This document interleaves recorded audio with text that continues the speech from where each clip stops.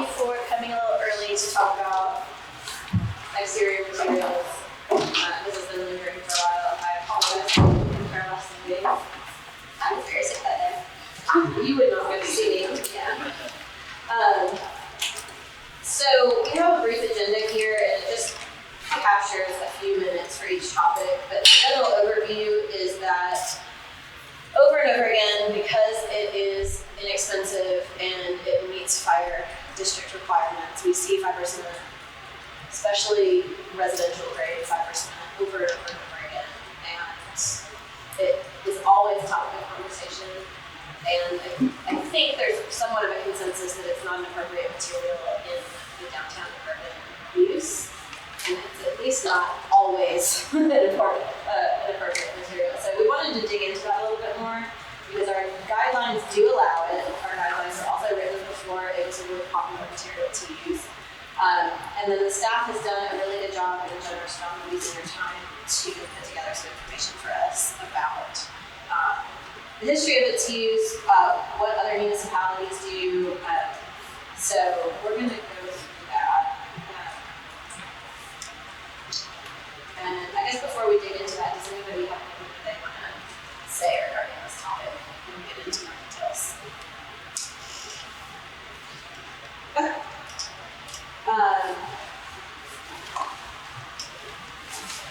So the second thing on the agenda is a review of existing design guidelines,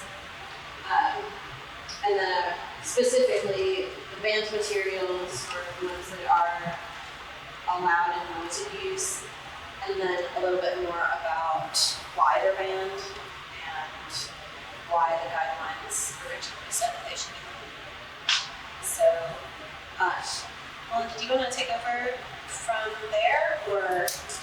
Sure. I mean, I don't want to put you on the spot. No. Yeah, y'all are fine. So I can pull up anything that was in that folder at y'all's request. But right here, I have, this is from the design guidelines itself, and these are the material restrictions that are in the zoning code. So I also have the table here about how 5% has been used. So, this is what I have, but if there's anything specific you want me to pull up from that, just let me know. I'd like to go back to the banned materials because I think there's some overlap in what we're discussing about 5% versus what is on here. So, for example, we have plain concrete masonry defense. Typically, CMU is hidden and behind some kind of rain screen, but it doesn't always have to be. There are a lot of really elegant projects that are done with exposed CMU, especially polished block, but that's because they are detailed well and very intentionally used. So that's kind of the same argument I want to talk about with 5%. It's like it can be really elegant and beautiful, it's detailed well, maintained well, but it's not by default a great material, just like CMU. So I think that's one point to consider. And same with aluminum, steel, and other metal sidings. They can look like trash or they can be really elegant, depending on how they're used. And then aggregate concrete wall panels, and I think that, for the most part, relates to just having a opaque wall and not integrating enough transparency into those. And then the other ones are fire code related, and I think obviously that makes sense. We don't want things that are going to melt or be dangerous, so those don't really apply as much. Just remember that you can always use the 25% of the side containers material still, so it's not 100% prohibited. They can still use them as excellent materials. It's CMU would be like a good example of that. If you use it properly, that sentence is important because such materials may be used as decorative up to 25% of the facade or as a part of the exterior construction that is not used as surface finished material. CMU is like a block wall, and you know, work on the outside of that, I think it's for the same. I don't know sure why it qualifies in that way. It's like a backup wall? Yeah, I think it's pretty obvious. It's talking about the exposed material. Yeah, that's what you can see in that construction. Well, and sometimes you see, especially like loading docks and things like that downtown, where you'll have a CMU wall that's kind of painted and exposed on the loading dock side, and it has a more finished type material on the outside. Would JFG be an example of health? I mean, that's a block. That's that's concrete, That's isn't more it? concrete. Yeah, that's actually just cast concrete. Yeah. That is painted. Yeah, that's definitely. If someone probably came to the city today and had a solid concrete building that is painted, we probably would not allow that, would we? So, There's a lot of examples of it, there is. Yeah, that's a lot of point. Yeah. and- especially mid-century buildings like where we're at. Yeah, arguably it's better than ours. Hmm. From a durability standpoint. Sure. And with the right level of penetration. Yeah. It's a bunker. I think the 25% is interesting, and if it's 25% aggregate of all facades, not just the exposed front facade, like the visible, I guess, street facing public facade. I feel like I thought of this a long time ago. Like I wondered if having, I mean, of the 7 on there, is it the exposed aggregate concrete wall panels? Is that another word for fiber cement? Is that what we're saying? I see that as like a precast tilt-up Right. Okay. situation. Or that's what I think of when I see those. So right now, fiber cement's not on that list. Right. It's not even addressed So in it's fully allowed. Fully. Right. And I thought, what if this just fiber cement becomes number 8? Yeah. And then it's like, and I think what happens is the when we bring it up, and to an absolutely valid point with a developer or an architect, like that project's been baked pretty well when it comes to us. So when we're like, well, hold on, why are you using that? Use this material. That's like they've already started. They've crunched the numbers probably 10 times when they come to us. So I get the headache when it seems idealistic that you're saying we want that to change. So it's like if it was codified at the beginning that no more than 25, they could make decisions. And I mean, this is where y'all tell me I'm wrong or agree or don't agree. But like, I'm hoping that like if you had the restriction at the beginning, that they'd make those decisions to accommodate it from the get-go, and it would make the project pencil out still, even with that restriction. Well, it would be a firm restraint. Constraint. Right. Before this workshop, my thought was like, could we allow it in a moderate degree, which 25% is, in my mind, like that feels like a decent allowance. Like that project that came, I think, last month where the very upper portions that back from the road had the fiber cement. That's appropriate, you know, and we can further discuss the different, lab and something commercial, but like it's less noticeable up there, and that seems fine. What about if it's on the, say, like the back of the building? Well, it specifically says like public right of way, excluding alleys. Excluding. So Alice could be. you have more freedom there. Yeah, and I'm not going to say the project, but I was just at one yesterday. The back of it is it's the front's metal, but you can see the back's fiber cement to save costs. Yeah. It's the same color, so where it's monochromatic, but that was the decision to this is never be seen. Kind of thing. Well, and I think the other thing to keep in mind is that our organization, this body, is here in the best interest of the city long term. That's why the design review board exists. So I think that it is in the best interest of the city to have development and good development, and we don't want to restrict the business side of it, but having buildings that are worthy of the downtown, patina well, are durable, and don't require painting every 3 years, I think is also in the best interest of the city.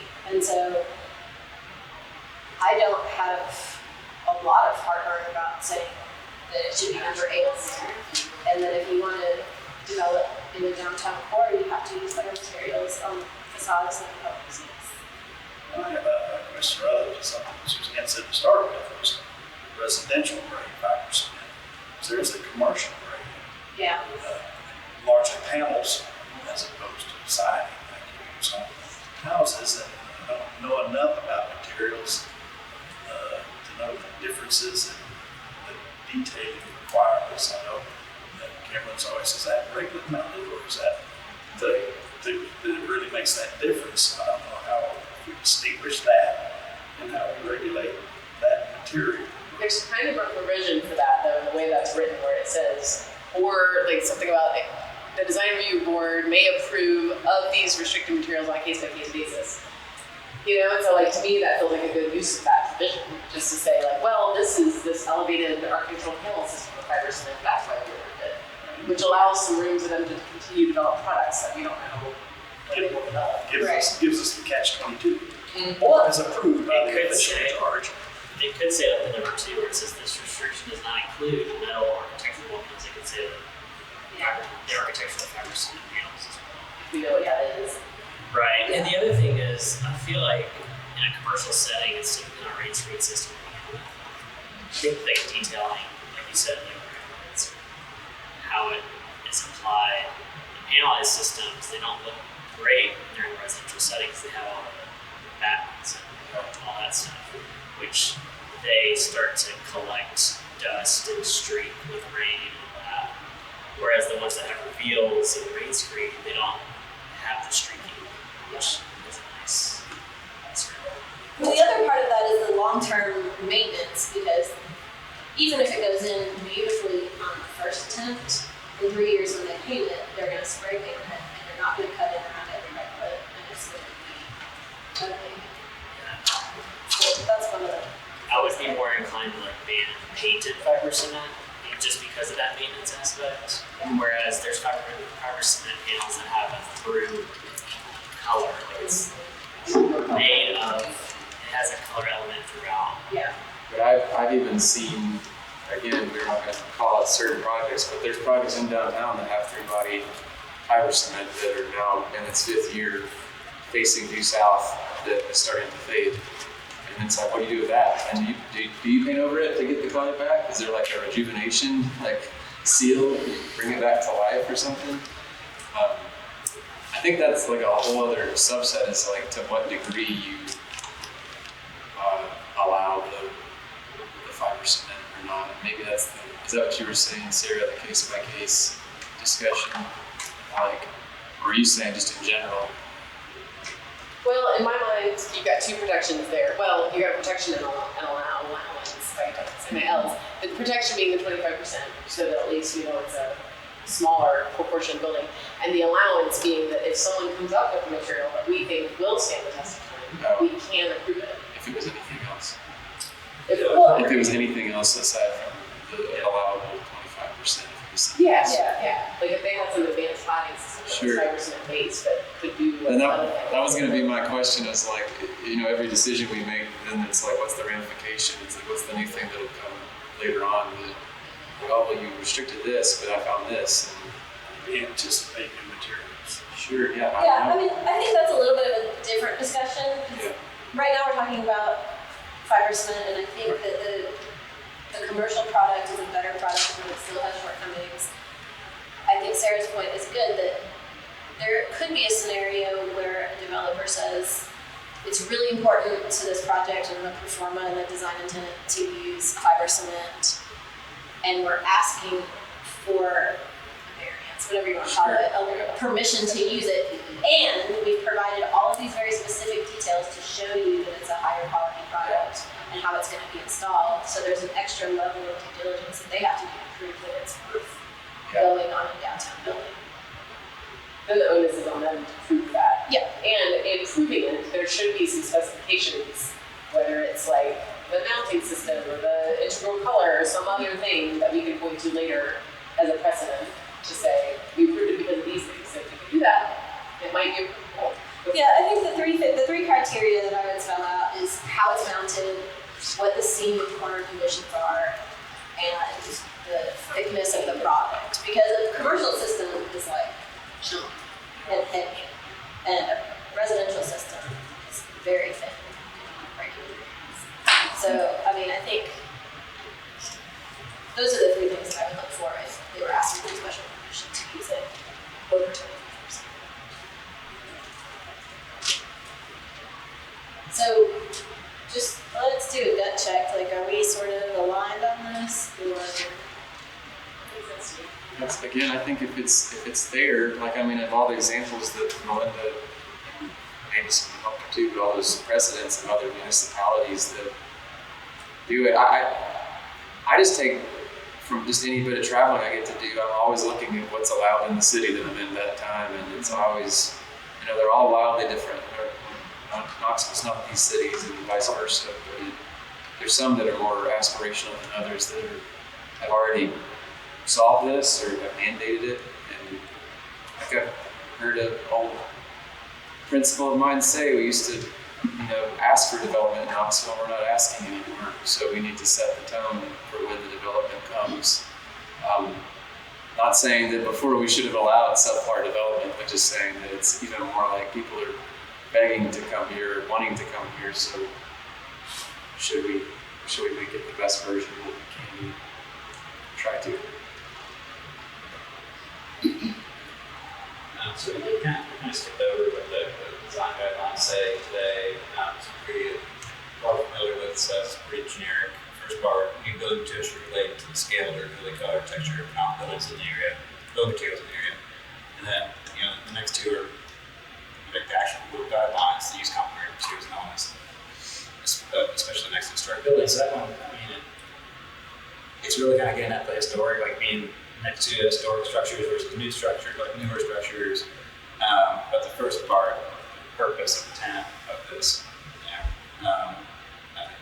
it speaks to what is intended, like historically, especially the buildings that are left. There was some wood structures back in the day that were residential only, but much smaller. Everything brick or step, much stronger material, and just different than lap siding of 200%. So there's two ways to approach it. One is to do the zoning ordinance amendment, which is, say, a more rigorous process. Now the DK is specific to downtown still, so it's not like it's opening it up to all of the rest of the commercial districts with this consideration. So that's definitely one path. The other path, and I think that path is more straightforward for a applicant or another who's going to start doing the project.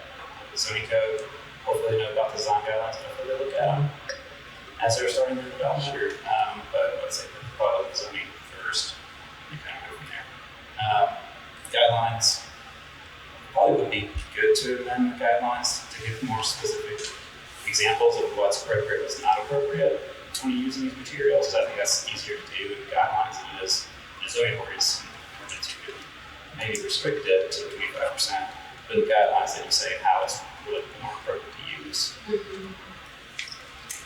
And another thing, I think it's both. I think it works well with both. Mm-hmm. If anything, you could still just do one or the other. Guidelines, I think, are a bit easier because they are not typically like a shall statements. So, board still has purview over those. You all interpret the guidelines, and it gives examples of how you're supposed to use fiber cement, and it's supposed to be limited fashion or certain types of materials like that. You can still make that a requirement as part of the review process within the guidelines. It is easier when you have something more specific, like something that restricts it, but then kind of gives you an opportunity to adjust that if you think that project, what you're presenting, is appropriate to help with more. But would both paths need to be voted on by planning commission and city council? Yes. another thing worth considering with the zoning code amendment is that it also applies to these DKE developments that y'all don't review and wouldn't have the ability to evaluate them on a case-by-case basis. And that tends to see more smaller scale residential development, so being specific could be helpful. Yeah, they could still be specified if we didn't want to bring in the DKE areas, specify this particular materials for all except for DKE. For instance, if we want to keep it to only the Boris purview area is, you could still do that. But DKE still has a lot of, I feel like DKE is still applicable because I think you can build up to 75 feet and it's maybe 85. And I don't know, just go down DKE's where sanitary laundry building is and a lot of other, brick, small scale building stock, which it's also where you can build a single stair housing now because it supports the height. It's like, I'd love to see a residential project like that, not like, dip its toe in both residential and historic context of the masonry, so I would think DKE would be included. But what we've seen though, the moment we step down into those R districts, that we're actually pleasantly surprised when we get. I know we're not talking about infill housing, but when you see an infill housing project that's not final, I was like, oh great, something that's it's different for whatever reason for houses. That's just Cameron. That's not design review board, but I'd love to see houses that use less of it. But that's a different discussion. But it's still better than the vinyl sidings, as long as far as durable products for houses for people that probably fought really hard to get a house. Anyway, backing up to that, I think DKE is applicable to include it as well. Also, should we be reviewing DKE? It's also something I would want to bring up. Well, that was going to be my next comment. Is it specifically says the design review board, as part of design review, may approve use of such restricted materials on a case-by-case basis. But in DKE, there's no entity to make a consideration, so it would just be restricted. I guess they put a variance for that material. They can get a variance regarding that 25%, but variances have to be linked to some kind of a number that's being adjusted. So it wouldn't, you would need to have, whatever additional materials in the list, because they couldn't make a variance on material type. Does that make sense? So they'd have to go Yeah. design for DKE currently. Yeah. Well, yeah, because a variance has to be based on a hardship, and choosing one material over another, unless they're like Well, we would say that couldn't be varied because we're looking for a number that they want changed. so switching from 25% to Exactly, 65. yeah. That they would do, but not, pick a new material to ask for variance. Is DKE excluded just from an antiquated time when there wasn't as much development on the Edge District? There was a lot of downtown zoning in that area already, the old C2 zone, and it was not covered by the design board. Previously, there was an overlay district that this board applied to, the guidelines applied to, and it would include all C2 zone. Unlike now, if something gets DKB, which is Boulevard, Right. it's automatically brought into our review. It's because anything that's on that. Yeah. So, go by these guidelines. So, I mean, we don't review projects on Fifth Avenue, and I feel like I'm in downtown still when I'm walking down Fifth, and there's massive projects happening on Fifth Avenue right now. That might be a sidebar, but that was my other drum I've been meeting, is the potentially adding number 8. Maybe we should make a T-shirt that says "Bring number 8" or make it number 8. And the other one was potentially the purview of the review board, just for the fact that our downtown has expanded, I think, perceivably for the growth that we've been having outside of downtown proper. yeah, I think that's obviously going to be a fair discussion, and this material discussion. City's working on this new conference plan right now.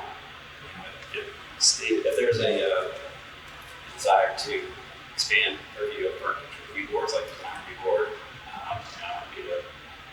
and if that comes out as a recommendation of the comprehensive plan, then that's something that can be moved on for zoning changes. So it's definitely a good starting point for that. People ask, why is this Corvella development not under R? And how did the stuff in the Henry Street Bridge up? I know one of them is seriously regretting their hyperboard choices. But then you've got all the development going east of the state. Yep. Our downtown really is changing its footprint. For years, it was the River to Railroad, First Creek to Second Creek. That was downtown. We were really starting across the creek without a paddle. I mentioned it to Mike before, but when I lived in Boston, the Civic Design Commission, they had like a threshold of project size, or if the board somehow voted and deemed that it was a landmark position in the city, they could basically suck it into design review, just out of public interest.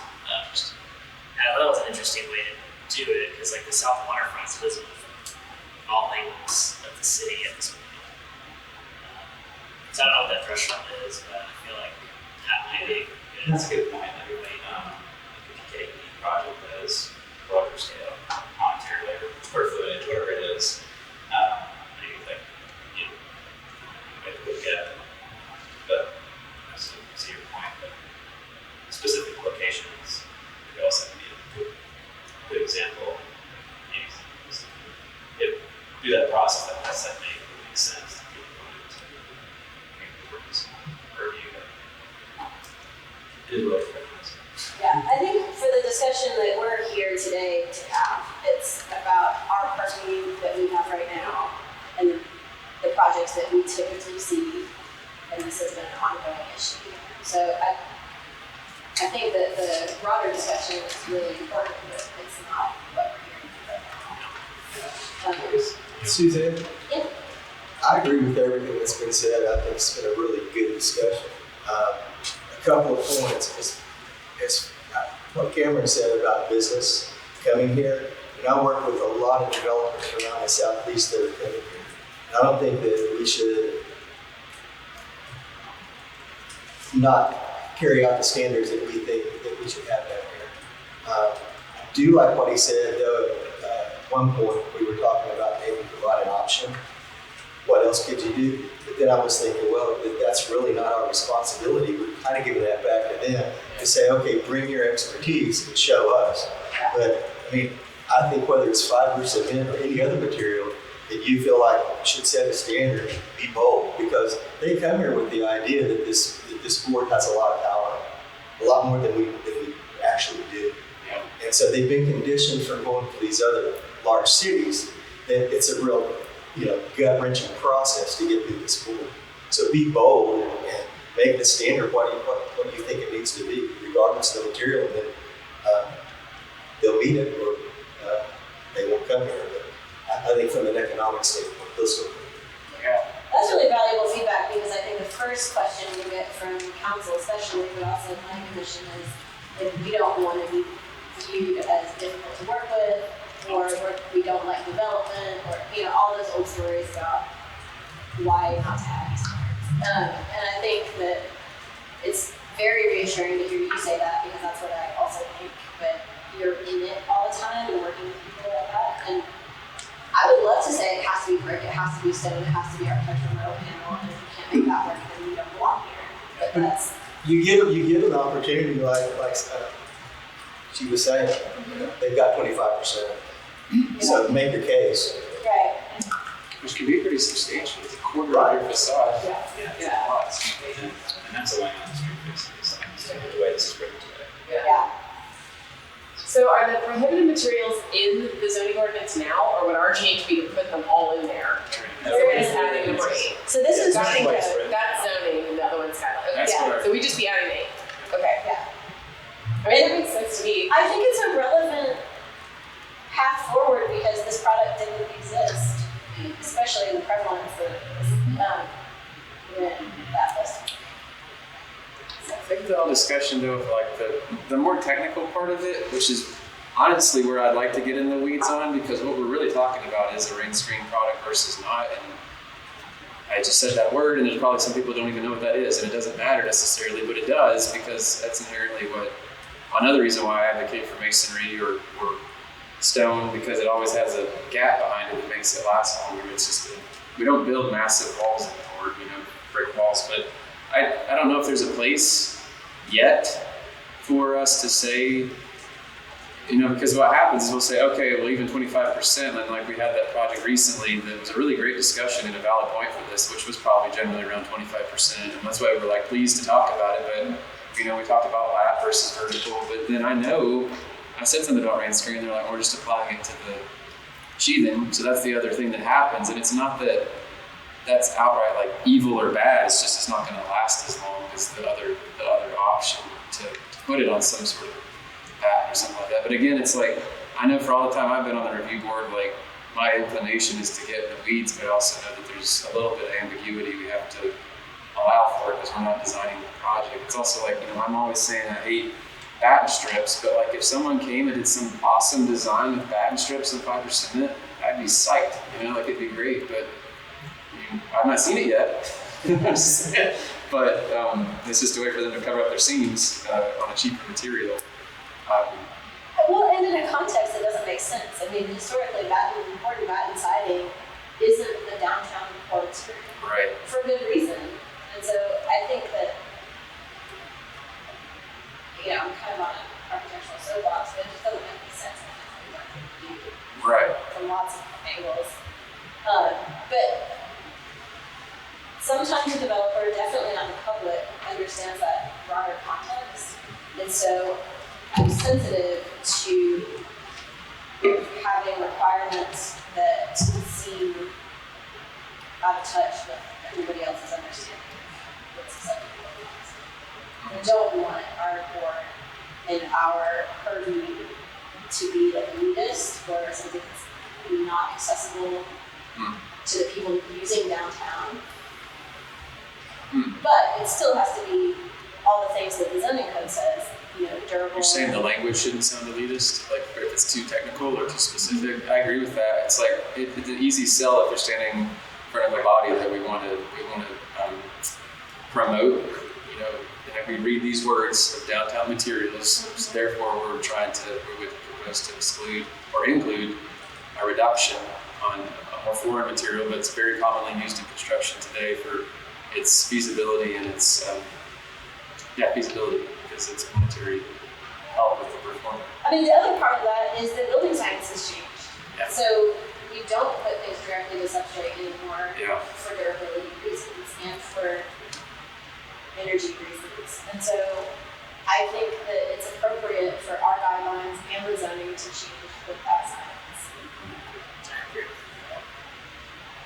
How do we anticipate for, I guess, the future materials as well? Like, is there a way for us to somehow, and again, this is just me spitballing ideas, but is there a way to have some wording in there that gives us the ability to just, like, if a new material comes down the road, for us to be able to have some bit of, like, meets a certain durability and threshold, or I think there's another part of that, Jared, too, is it's not just how can we have an argument when it's in the review, it's so that the developer and the architect already knows that's their standard a year or two before we ever see it. Again, in my brain, it's like, how do we set everyone up for success and it not just be like getting beat up in the design review board meeting? They designed to those guidelines. That's right, and I'm saying it's in the guidelines, they'll design to that. And that's what I'm saying, like Jared's saying, what language can we put in there that for the materials we're not catching today or down the road, is there a standard of care that we give? Because, we'll say the Knoxville and all of that, which we use the word patina and then we get blank stairs, and it's like, we have to be pragmatic, or not pragmatic, but clarify so that it doesn't come off as idealistic and not tangible and useful. So, and that's self-critique. I go off on a cliff. Yeah, we all would. I mean, it's a really hard task, and it's hard to make the budget work with those kind of materials. And there's so much sociological background to that you have to pay people a skilled living wage to put those materials on a building now, whereas 100 years ago, that wasn't as much of a thing as it is now. And so it is more expensive to build with masonry and other stone products now than it was 100 years ago. But we still know that buildings that were built with those materials 100 years ago are the better buildings in all cities, and they do patina and they do wear better.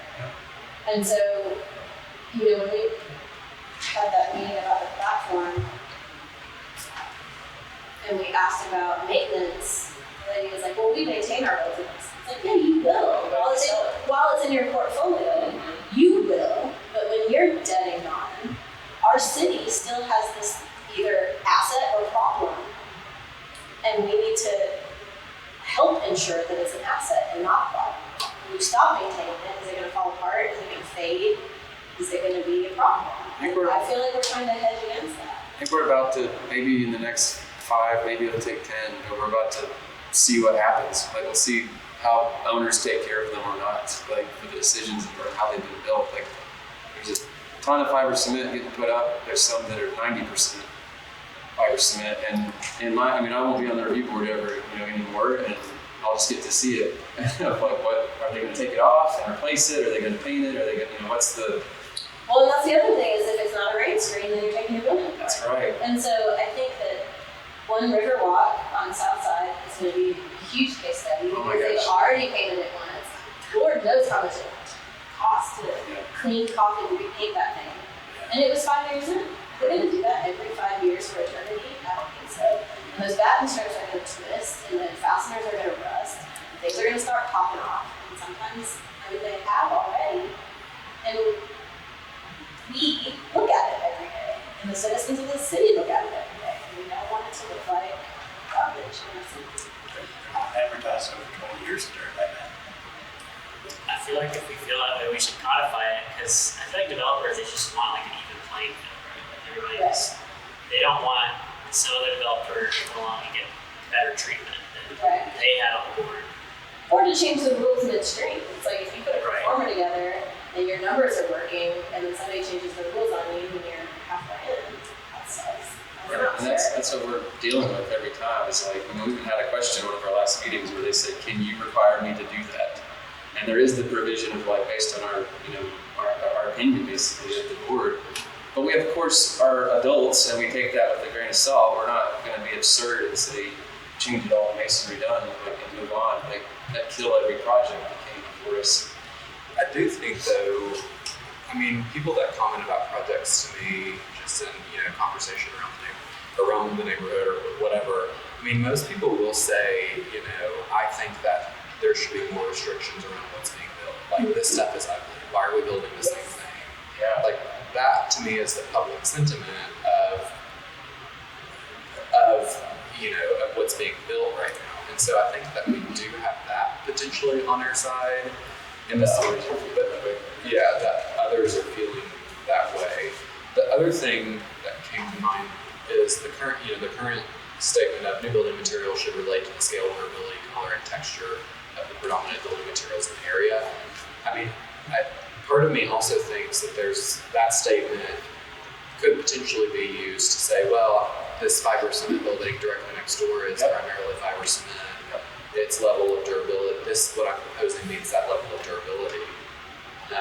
So does that need to, does that statement need to be revisited? Well, it's the term predominant building materials in the area. Predominant, it's could be a little bit vague. Area, what area? Next to me, over, a mile away. Like, it's. Also, the character of our city is changing with the level of development and density. When this was written, we had a very medium scale, few exceptions, towers and such, but now people want to build a lot more densely. And so everything looking like Market Square is not good. And when it gets bigger, I think there is some room for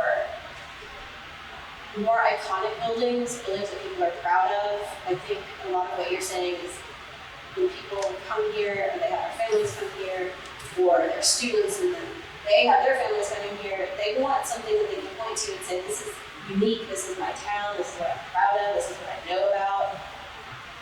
All of the buildings built shouldn't be generic fabric. So you gotta protect the old city. You gotta make the standards down there because that's where the new stuff's gonna come and gonna relate to what's here now. Right. Just a word to the wise on the fiber cement. We did an 11-month walkthrough yesterday at UT on one of the dorms. We had commercial grade and it's facing due south and it's popping off. And it's been 11 months. Yep. So. It's not good. It's not good. Is that a rain screen? You Yeah, know if that had a it's a ventilated cavity or not? Yeah. It did? Rain screen. No, it didn't. It did not.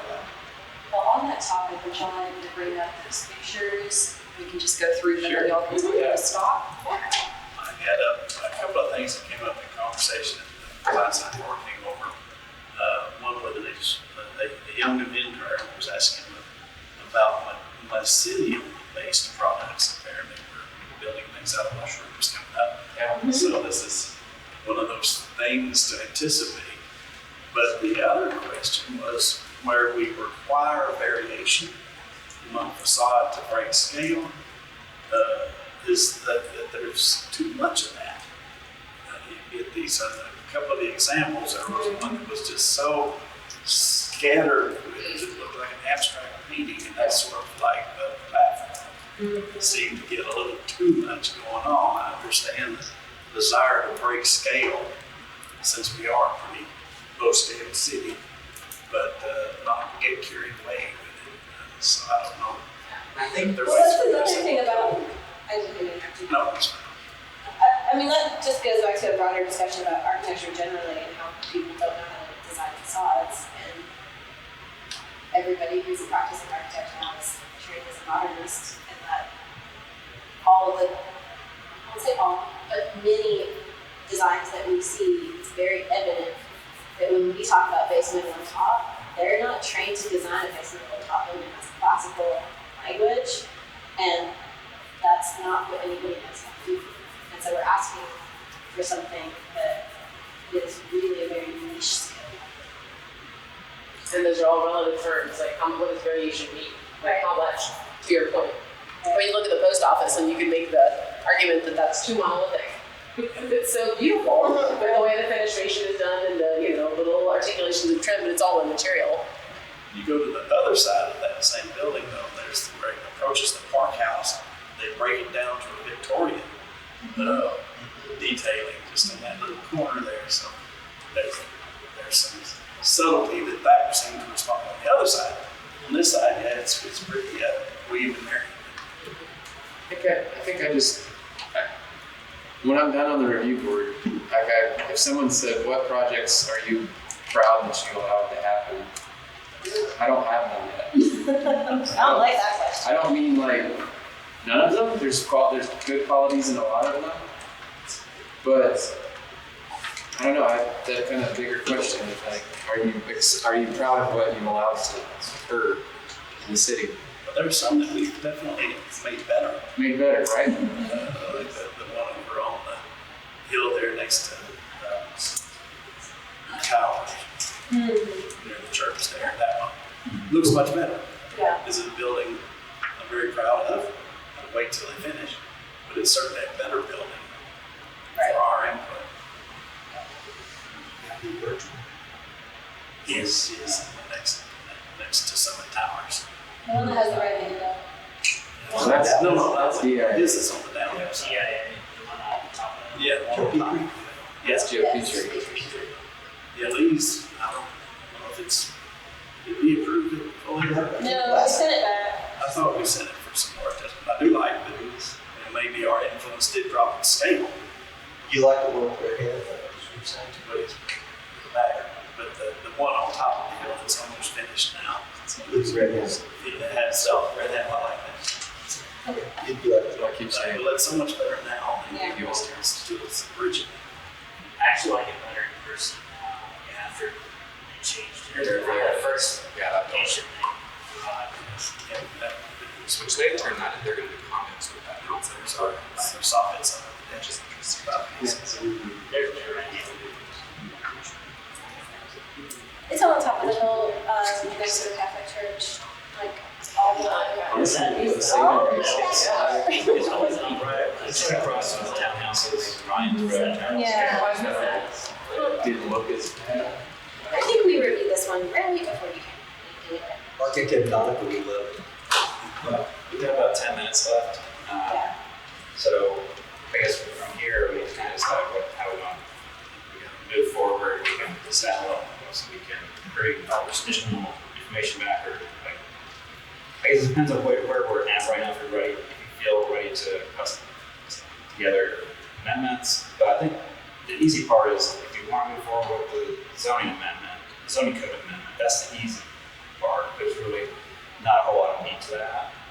But if we want to make guideline amendments, I think that's where we can get more guidance to how materials should be used and when to use them. And right now it's pretty limited guidelines. It's just two images, one yes, one no, and it doesn't really explain much. So I think we could beef up that section of the guidelines. But we probably need to know which type of imagery to put in there. Yeah. And it could be another workshop, or it could be at a board meeting, and we discuss it in a more formal way.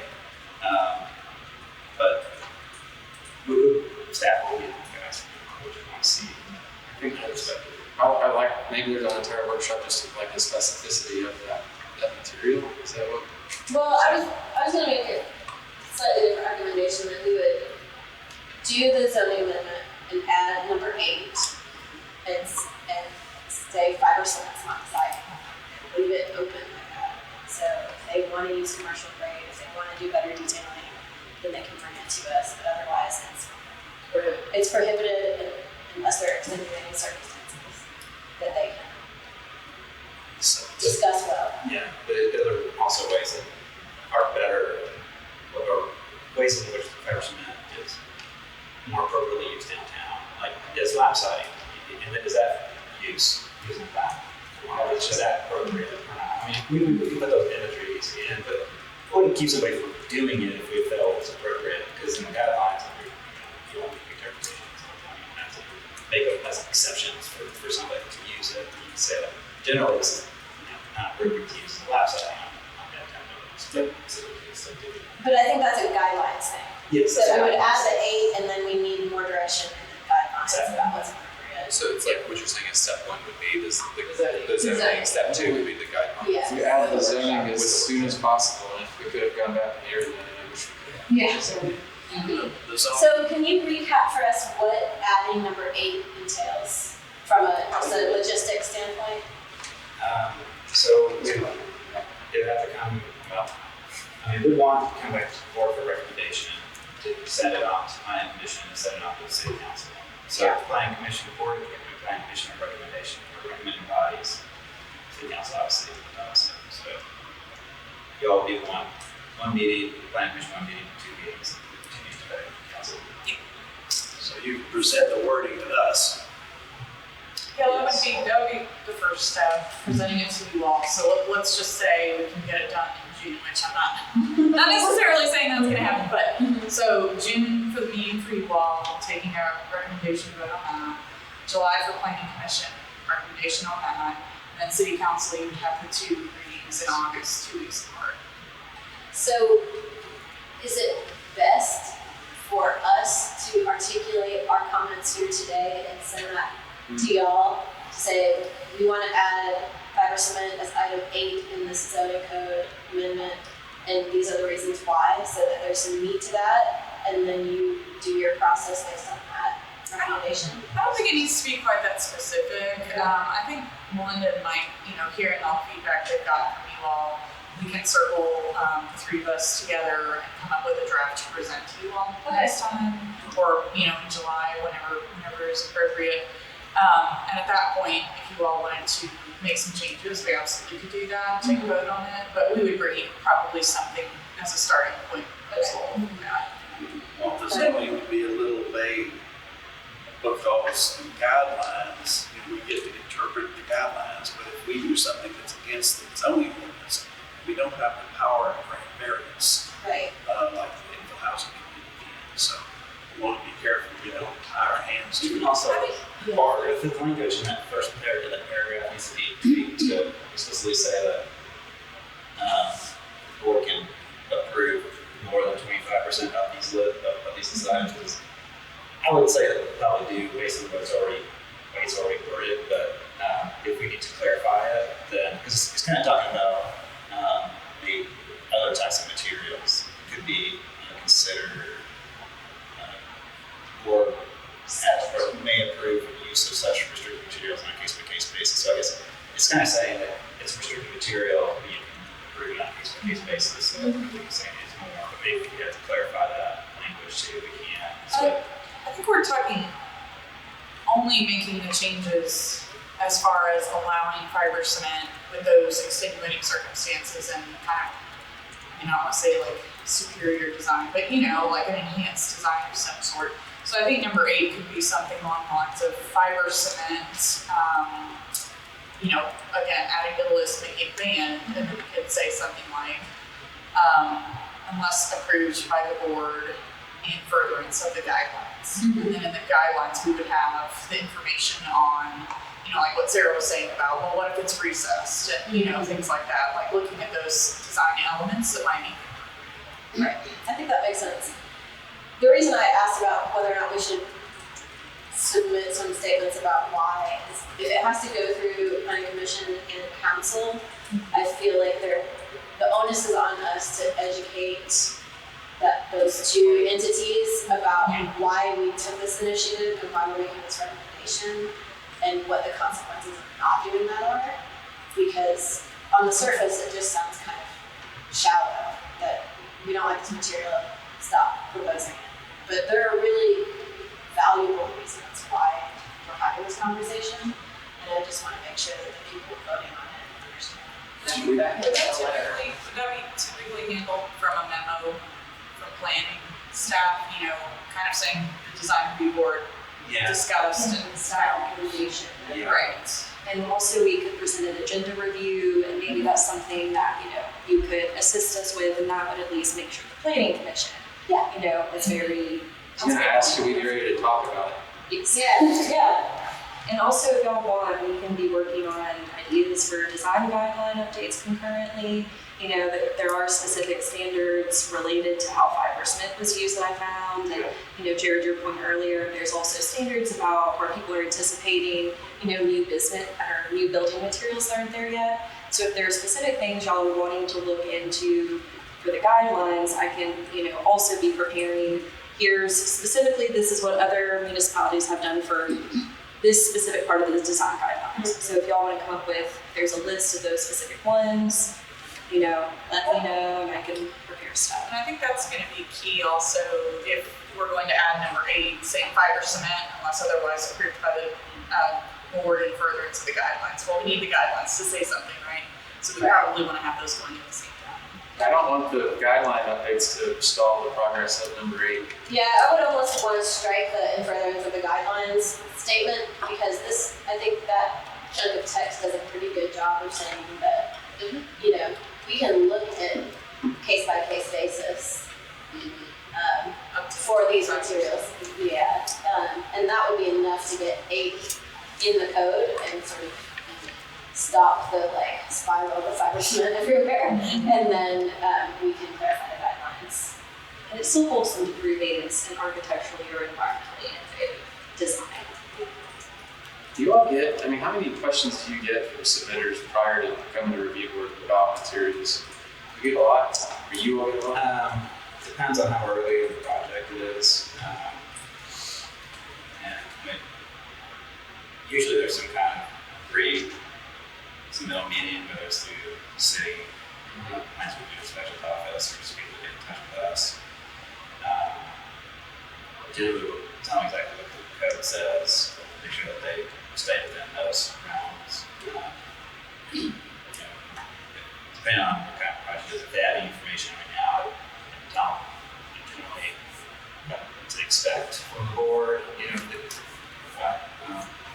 certain type of materials, but if I don't have anything to react to, they're really not. But are they saying, Mike, what does this mean? Or you're saying it's not, when they talk to you, it's not fleshed out enough that they're giving you like very specific questions? I don't have like an exact list I go through with everybody, but I'm usually cautious enough to tell them, like, if you're going to just do all 5%, that's probably not going to go well. Like the one that next to the stadium, we saw a couple of months ago. Multi-family. Yeah. I saw something pretty early on that one, and I saw I had a lot of work, and I was like, yeah, you're probably in the right route, but, you know, for materials on this. Okay. Well, to Rick's point, and I think Cameron even said this in this meeting, it's like, well, how are you making brick and glass work when everything else we see is residential fiber cement? It's like, if you want to do it, you can figure it out. So I think that should be our focus moving forward, is that we have a higher standard. Yeah, I totally agree. I think one other material thing that I want to really lose track of is this soffit material. I feel like I bring it up a lot in meetings. I don't know if they're required to specify them in the zoning or in the guidelines. So soffits. Or Yeah, underside of balconies. Right, So, okay. but I feel like we should add that in or fold that into this. We can add that as part of the material guidelines. What about today's protrusions, you're gonna have a soffit? Yeah, canopies, balconies. That's a great point. and they got a pilot for that project. That's a whole other, I have But a I'm different set of I'm just saying, if they're taking our money, they should build it to our standards. Exactly. Or the same thing. Yes. I mean, the long-term financial health of the city is tied to those deals. And why would we give money to a project that's going to fall apart and then we have to do it? Or that's gonna hurt the identity of downtown. And so, Let's not even get into the city's sustainability goals. Right. We want durability and longevity.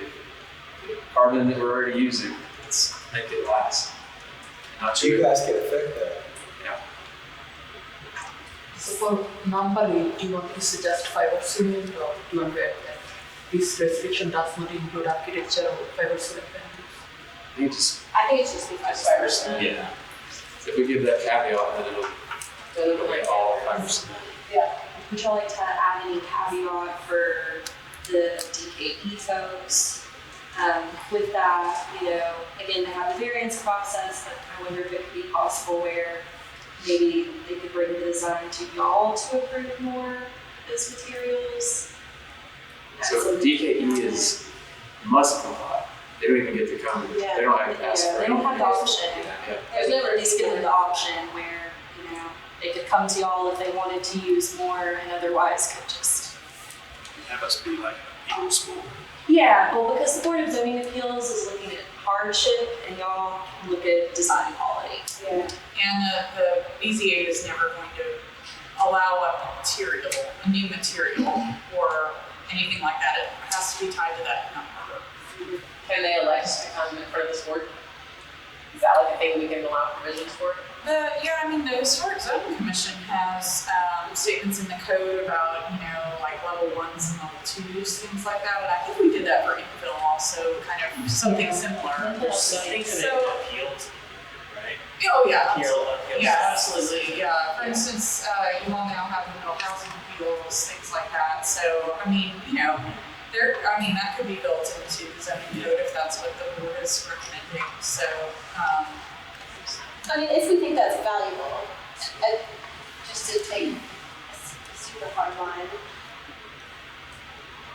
if it's true in downtown, Yeah. wouldn't it still be true on the edges of downtown because eventually the edges of downtown are going to be downtown? It's kind of flip flop. Yeah. Here now, I think absolutely DKE should be able to talk with us about it. Are you saying the opposite? They're just I'm saying that for this discussion, yeah. DKE and DK are the same. I agree with that. We want similar materials in DK and DKE. And if we're banning 5% from DK, why would we ban it from DKE? Could you pull up where those numbers? And I'm just curious. I know with advanced Knox, What's that's next? Knox is those could change right as boundaries. Or No, DK. DKE is a zone district, so it would just, like zoning districts and zoning regulations that don't change. Because we did our single step allocation. There could be recommendations to expand the course or So the separate plan could change with the individual zoning of each lot. It's still a good reason. Yeah, exactly. So it and so the board meeting officially starts in about 24 minutes, so we're gonna have to wrap things up. Let's get our hub in the next 4 minutes so we can have a little transition time.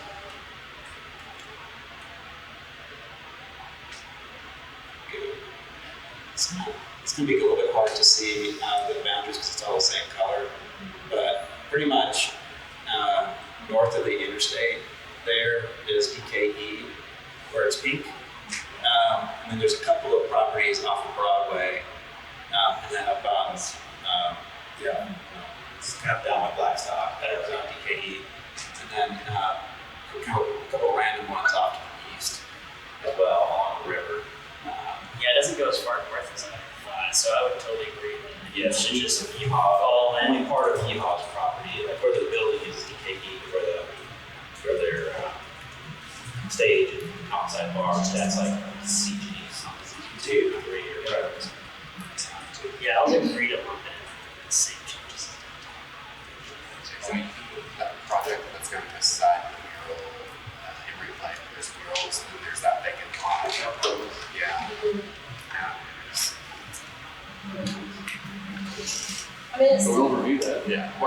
won't see that. That'll happen, and we won't see it. We won't talk about it.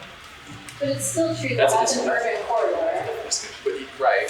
and the same statement applies that the existing buildings patina and are made out of durable materials, and we want that in the future. I don't really see a good argument that it should be allowed there. I mean, if there's some special zones like affordable housing or like, there's some extenuating circumstances, but I feel like that doesn't really apply to our purview. Yeah, also in DKE, you will have more properties that back up to residential zones, whereas downtown, as in this case, then the material restrictions would apply to the back sides of the buildings and everything. Whereas downtown, you really don't run into that problem. So it does make a difference for those projects in those situations. Yeah, so we just want to do something simple, like adding the DKE people won't have the same like case by case, process unless we put that in.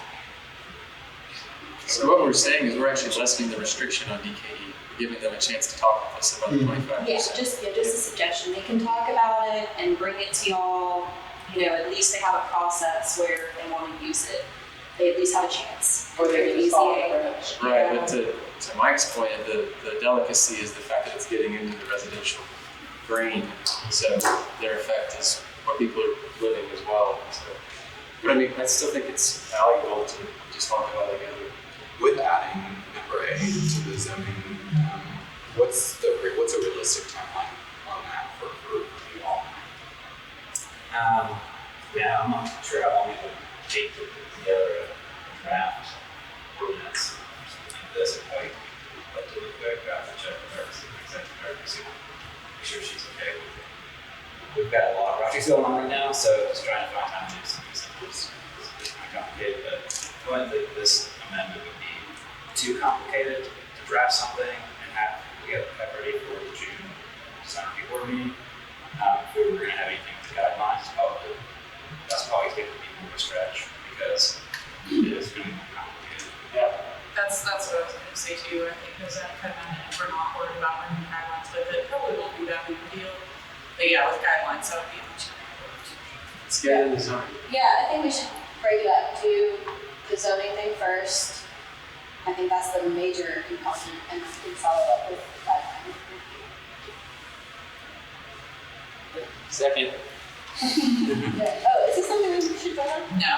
Okay. No, just kidding. I think we're out of time, but just to follow up one more time about your comment about DKE, that does add to your workload to review all those projects, and then we review them all. So. Well, it wouldn't require us to review all the projects. We already do site plan review for Yeah, DKE. we do. We already do reviews of projects that are brand new. So if it's a number that they have to provide on a plan, they provide that information. So it's not that difficult, but it's compared to what we already do. We already have to have that number anyway. The breakdown.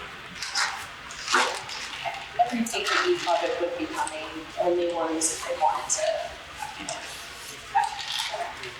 Thank you. Thanks, everybody. We'll see you downstairs.